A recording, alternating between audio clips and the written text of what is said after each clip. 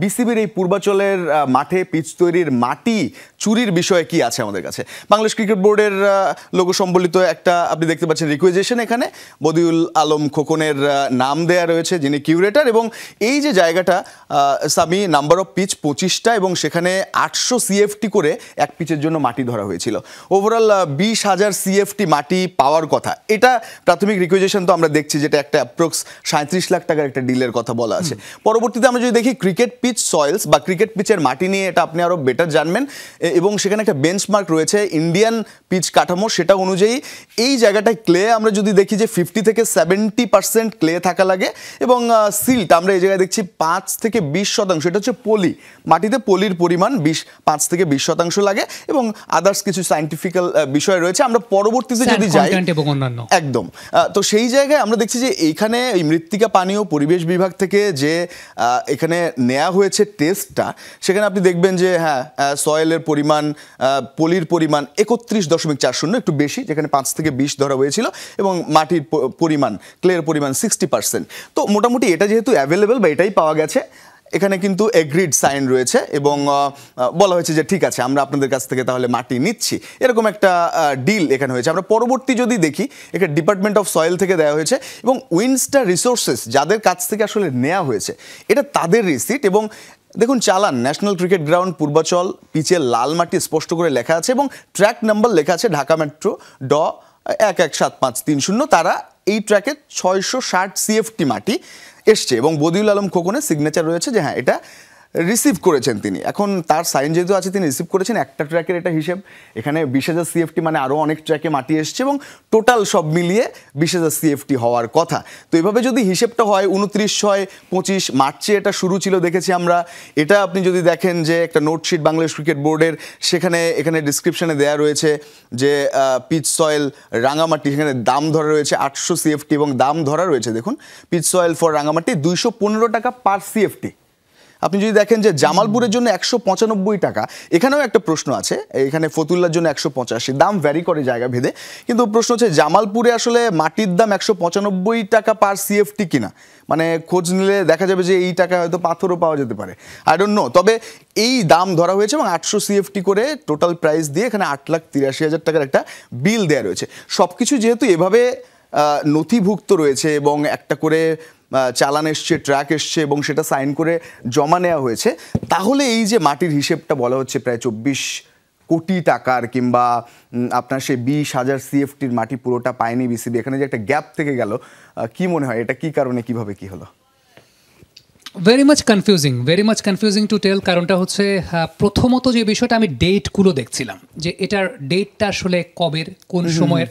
যেমন ঠিক এই মুহূর্তে যে কাগজটা দেখতে পাচ্ছি 25/1/2025, আমি যদি ভুল না করে থাকি সেই সময়টায় BPL চলছিল বাংলাদেশের মাটিতে। সবার অ্যাটেনশনের জায়গাটাও সেই জায়গাটা। সেই সময় গ্রাউন্ড সুইংয়ের চেয়ারম্যান যিনি ছিলেন জনাব মাহবুব আনাম সাহেব, আই হোপ এই যে ক্ল্যারিফিকেশনগুলো এই সময়টায়, যেগুলো রিসিভ কপিও দেখছি আমরা, যে বিষয়গুলো রিকোজিশন দেওয়া হয়েছিল সে অনুযায়ী কী পরিমাণ মাটি এসেছে, আমার মনে হয় যে যত ক্ল্যারিফিকেশন আমরা চাচ্ছি, এখন গ্রাউন্ড সুইংয়ের চেয়ারম্যান আছেন খালেদ মাসুদ পাইলট, মাহবুব আনাম সাহেব, তারও একটা স্টেটমেন্ট নেওয়া দরকার আমাদের সংবাদ মাধ্যমের তরফ থেকে, আমার কাছে মনে হয়। কারণ এই ব্যাপারটা, একটা তো বিষয়টা হচ্ছে যে সায়েন্টিফিক্যালি কী পরিমাণ মাটি প্রয়োজন, মাটির ডিস্ট্রিবিউশনটা কীরকম, সেটা একটা বিষয়। কিন্তু যে বিষয়টা নিয়ে আমরা গতকাল যমুনা টেলিভিশনে আমরা নিউজটা ব্রেক করেছিলাম, সেটা হচ্ছে যে মাটি আসলে নাই, মাটি আসলে কই গেল, কিভাবে গেল, এইরকম একটা জায়গা, সেটা আসলে তাইলে কতটুকু সিকিউর থাকছে, ওভারঅল প্রসিডিওরটা, ওভারঅল ইকোসিস্টেমটার উপর কিন্তু এক ধরনের একটা আপনি গুণগত মান কিংবা আপনি দরদাম এগুলো যদি একপাশে রাখেন, যে পরিমাণ মাটি আমি নিয়েছি টাকা দিয়ে, সেই পরিমাণ মাটি অ্যাভেলেবেল না, এই জায়গাটা তো আসলে খুব একটা বড়। দেখেন, এখানে বাংলাদেশ ক্রিকেট বোর্ডের 23টার মতো উইং আছে, আমি যদি ভুল না করে থাকি, এবং 23টা উইংয়ের মধ্যে গ্রাউন্ড সুইং একটা উইং, আবার সিকিউরিটিজ উইংও কিন্তু আরও একটা উইং। এখন মানে আমার কোয়েশ্চেনের জায়গাটা বারবার ওইখানে আসছে।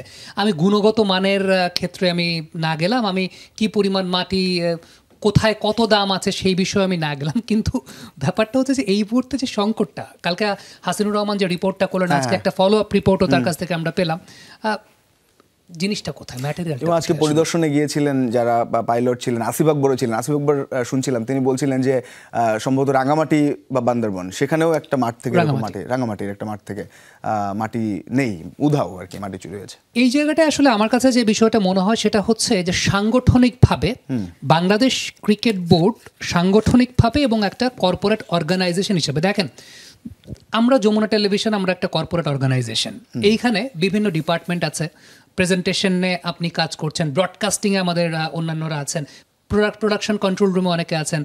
ঠিক তেমনিভাবে যে কেউ চাইলেই কিন্তু আমাদের যমুনা টেলিভিশনের অফিসে প্রবেশ করতে পারবেন না, একটা নিরাপত্তা বেষ্টনী ভেদ করে তারপরে আসতে হবে, কারণ আমরা একটা কর্পোরেট অর্গানাইজেশন। এখানে আপনার আমার আমরা প্রত্যেকেই অ্যাসেট এখানকার, সো আমাদের এখানকার প্রত্যেকটা অ্যাসেটের একটা ভ্যালু আছে, এখানে প্রত্যেকটা ইকুইপমেন্ট আছে, সেগুলোর একটা অ্যাসেট ভ্যালু আছে। সো যে কেউ চাইলেই কিন্তু এখানে আসলে প্রবেশ করতে পারবে না। সো এই যে আসিফ আকবর সাহেব বললেন যে রাঙামাটিতে সেটা হচ্ছে, ঠিক আছে, রাঙামাটিতে সেটা হয়তো বা হতে পারে, কিন্তু পূর্বাচল স্টেডিয়াম যেটা কিন্তু সরাসরি বাংলাদেশ ক্রিকেট বোর্ডের প্রত্যক্ষ তত্ত্বাবধানে আছে, ওইখানে এই বিষয়টা আসলে কিভাবে হয়, ওইখানে এই বিষয়টা কিভাবে হয় এবং এই জিনিসের মনিটরিং কিংবা এই জিনিসের সিকিউরিটিজ কমিটির তরফ থেকে আমার কাছে তো ব্যক্তিগতভাবে মনে হয় যে এটা যে সময়কার আমরা দেখছিলাম পারচেজের, ডেফিনেটলি সেই সময়কার গ্রাউন্ড সুইংয়ের যিনি চেয়ারম্যান ছিলেন তার কাছ থেকেও ভেরিফিকেশনের প্রয়োজন আছে, সিকিউরিটিজ কমিটির যিনি চেয়ারম্যান ছিলেন, এখনকার যিনি সিকিউরিটিজ কমিটির চেয়ারম্যান আছেন, সব কিছু মিলিয়ে খালেদ মাসুদ পাইলট তো বলেছেন যে তদন্ত কমিটি গঠন করা প্রয়োজন। কিন্তু দিন শেষে বিষয়টা আসলে পুরোপুরি ফানি। কারণটা হচ্ছে যে আপনি আমি বাইরে থেকে, ধরেন স্বাভাবিকভাবে বাইরে থেকে একজন মানুষ যখন বাংলাদেশ ক্রিকেট বোর্ড সম্পর্কে চিন্তা করবে, সেটা তো একটা কর্পোরেট অর্গানাইজেশন, তার সব কিছু থাকবে একটা কর্পোরেট অর্গানাইজেশনের মতো। কিন্তু সেখানে এইরকম একটা মানে আজকে স্পোর্টস লাইভে দেখেন আপনারা আমার আলোচনা করতে হচ্ছে এইরকম একটা ইস্যু নিয়ে, যেখানে মানে মাটি গেল কই। মানে আমাদের ব্রডকাস্টের আমাদের বড় ভাই সোহাগ ভাই, আমরা স্টুডিওতে যখন প্রবেশ করছিলাম উনি জিজ্ঞেস করছিলেন যে মাটি গেল কই, ওনাকে এই অ্যান্সার তো আমি কোত্থেকে দেবো যে মাটি গেল কই। মানে একটা অর্গানাইজেশনের এই বিষয় নিয়ে যখন আমাকে ডিল করতে হচ্ছে, দিন শেষে তো ধরেন আপনার আমার এখন কথা বলার কথা ক্রিকেট নিয়ে,